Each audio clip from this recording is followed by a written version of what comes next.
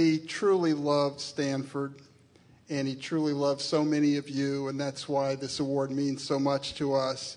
Lee was the best brother anyone could have, and with his positive spirit and love of life, he remained such an important role model to me.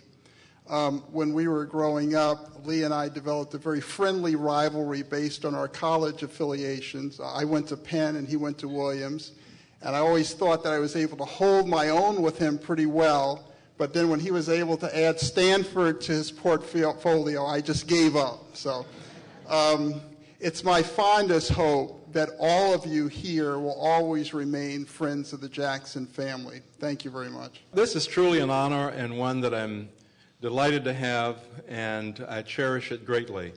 I cherish Stanford, Stanford Business School, and all of you. It was nice to re-pick up with our keynote speaker tonight, and I say re-pick up because I picked him up at the hotel and we drove over together.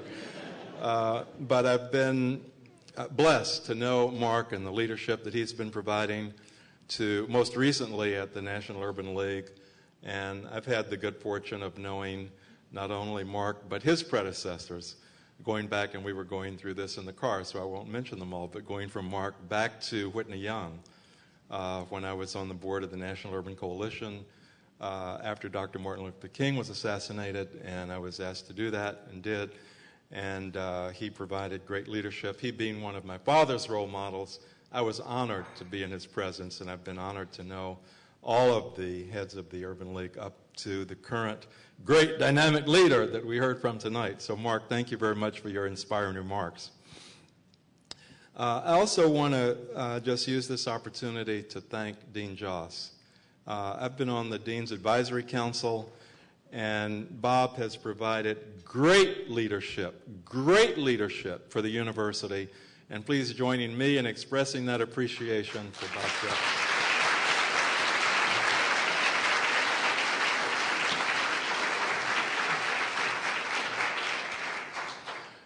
I had dinner last evening with Brother Sykes and Brother Hinton. And yes, he was with me. I know he was going to pick up his significant other, and he was a little late, but he truly was with us, and we were at the Four Seasons. So after we had shared a lot of information, I asked them actually, at the end of my remarks tomorrow night, what would you like me to leave with you? And they said, please share with us some thoughts about life beyond the business school that have helped you not just in your career but in life. So I said, that's interesting. So I've reformatted my remarks to fit in that context, so I hope that that's fitting.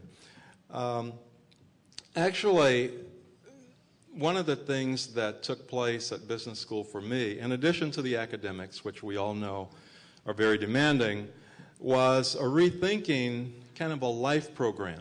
Now, what do I mean by a life program? You've all taken linear programming, right? And you know that in linear programming, you can only have one objective, and you have another set of constraints you need to follow. And the constraints really can be more important than the objective, so you want to make sure you do them, so you make them absolute things that must be satisfied. Prior to coming to business school, I used to say that my kind of life plan was to balance. I wanted balance between my personal life, my family life, my professional life, and my civic life. But after rethinking the whole linear programming thing, I decided to reorient the way I viewed my life to say, what are the things that absolutely must be satisfied, and make those some of the constraints in the linear program, and then get to the thing that I want to maximize. So family is absolutely critical to me. It was the way I was brought up. That's my parents' value system. And I wanted to participate in a loving, warm family relationship. And that is an absolute constant in my life. Glad to know that that worked out well, and my wife of, 40 years is here tonight, Carol Foster Hall. Good.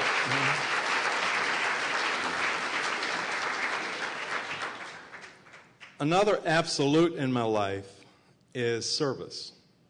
I grew up in a family where that was important. My parents were professionals, but their commitment beyond family was to service. People call it giving back. People call it the struggle.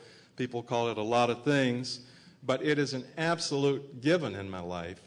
And it has been since even before I went to Stanford Business School. When Dr. Martin Luther King was assassinated, I was invited to take a leave of absence from my job at Hewlett-Packard and work with Bill Hewlett and Dave Packard. So it's not like I was leaving my career behind to do this, but to work with them in creating something that we call the Stanford Mid-Peninsula Urban Coalition. I took a 6-month leave of absence, wound up doing it for 6 years. Maybe I didn't count very well, but I was doing what I absolutely had a passion for. And we actually got some things done. We built several units of low and moderate income housing. We created investment companies. We created thousands of jobs, law and justice centers in East Palo Alto and the like. But during that period of 6 years, I decided that even though I wanted a corporate career, I wanted to continue in that kind of service throughout my career without interruption. That meant I had to really internalize all the skills I could gather at Stanford to be good enough to have the family as an absolute commitment and public service as an absolute commitment, and then have the best career that I could have. So that was the life plan that I had. And I would just encourage you to really think about not just optimizing the different components in your life, but what's really important. And how does that affect how you live every day? So if family was really important, I left Stanford Business School, went to Wall Street. As you know, you're just getting started after 60 hours a week on Wall Street. So I would go home every night that I was in town and have dinner with the kids, ages 1 and 4, and have dinner with Carol and the kids, then go back to work. And that was just my life cycle. Therefore, I could have the life I wanted with my kids and move up the ranks in investment banking. But then the what you do, to me, needed to be tempered with how do you do it. So you want to get the right results, but get them the right way. Well, the way I would summarize the right way for me was going about doing what you do in a way that you are well respected. And you have a head start on being well respected because you have the best faculty on the planet.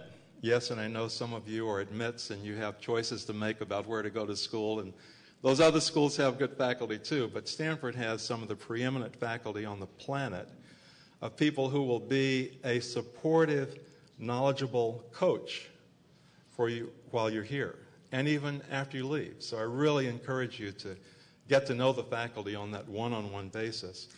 But to do what you do in a way that generates respect, number one. 2, simultaneously, do it in a way that you're trusted. And 3rd, do it in a way that you're well liked. So in simultaneously doing that, I found that really did work for me. So how did that then impact, committing so much time to family and civic engagement affect my career? It actually helped it. And that was the biggest surprise at all. While I was here, and I mentioned the work I was doing with the Urban Coalition, people called it doing, quote, do good work. I said, okay, you can call it what you like, I'm happy. But in the process of doing that, I got to know all the CEOs in the peninsula. And when I went to Wall Street, and you start generating business, I could call on people who were my friends, my colleagues, and they said, Ira, I like you, I respect you, I trust you, I assume you know investment banking, so be my investment banker. And my colleagues at Morgan Stanley were shocked because associates don't ring in business.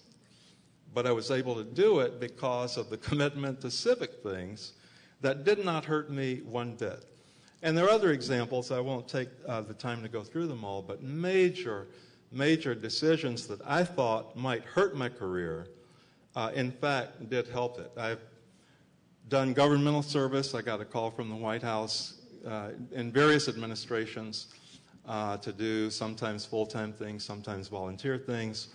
And I wrestled with, can I do this and keep my job? It required getting a presidential appointment and required having Senate confirmations and all of that stuff.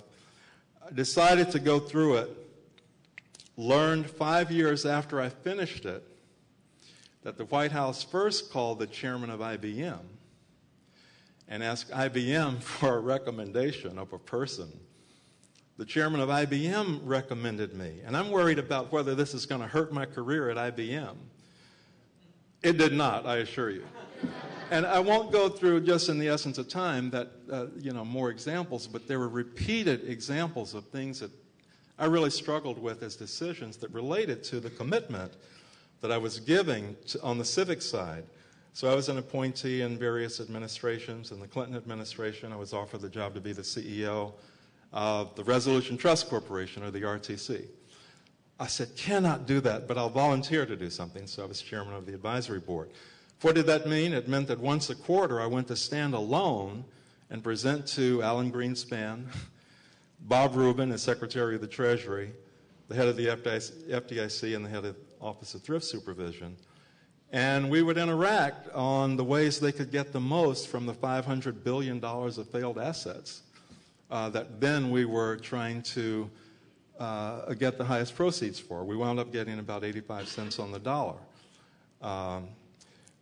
So there were just a variety of circumstances in which having that life plan very clear in my own mind allowed me to make the civic contribution and still have a career that, turned out okay. The last thing I would mention in that regard is I was chair of the Executive Leadership Council, which is a group of senior African-American executives at Fortune 500 companies.